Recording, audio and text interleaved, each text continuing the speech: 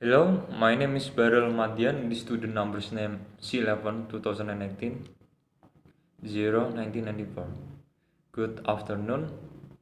In here, I will answer the task about translation versus interpreting.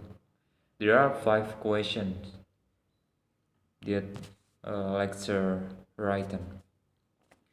Number one, what are the differences of translation and interpreting? My answer is at the most basic level, the differences between interpreting and translation is that of the medium used for converting one language into another. Quite simply, interpreters do their job orally conveying into another language the spoken word of their clients, while translators deal with the written word.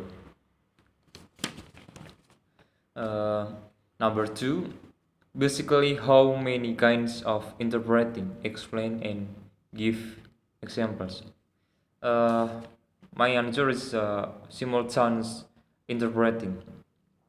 In simultaneous interpreting, the interpreter and translate the sentence into the target language while simultaneously listening to and comprehending the next sentence.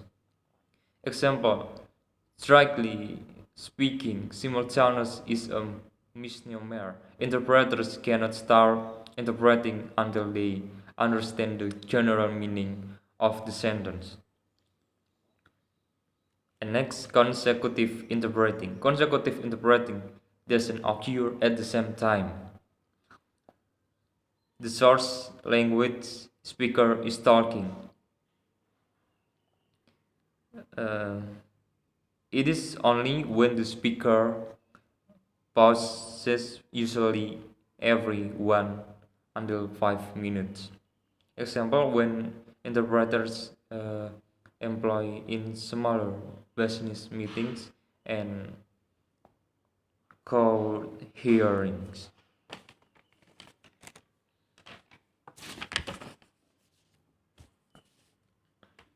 And next, escort or travel interpreting. Escort or travel interpreters can almost be regarded as foreign language speaking assist- assistants. Example, when interpreters is over by an agency. And next, whisper interpreting. Whisper interpreting or code text interpreting can be compared to simultaneous interpreting, with the uh, only difference that with this type of interpreter, the interpreter is in booth wearing headphones but is sitting next to the person or persons that they interpret for. Example, example is only one person is in need of interpreting, or in court rooms where someone sitting in back doesn't speak the source language. And next, schedule telephone interpreting.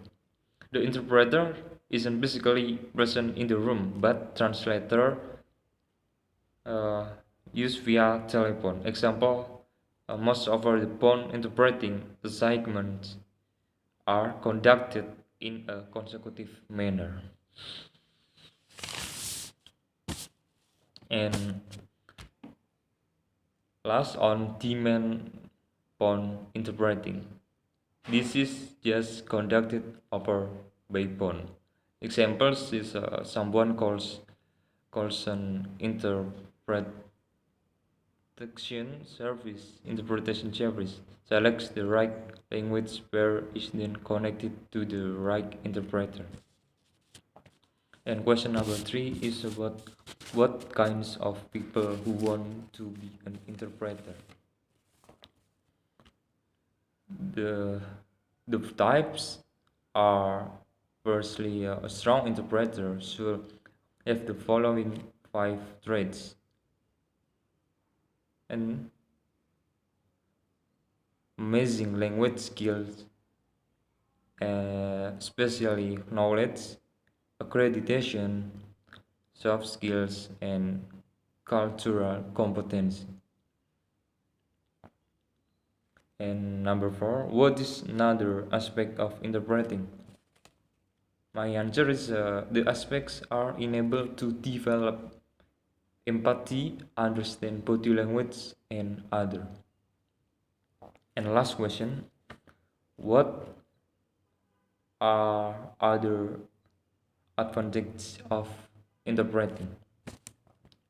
My answer is understanding is the primary advantage of language interpretation. If a person isn't able to speak more than one language, having an interpreter to make sense out of the unknown can be uplifting.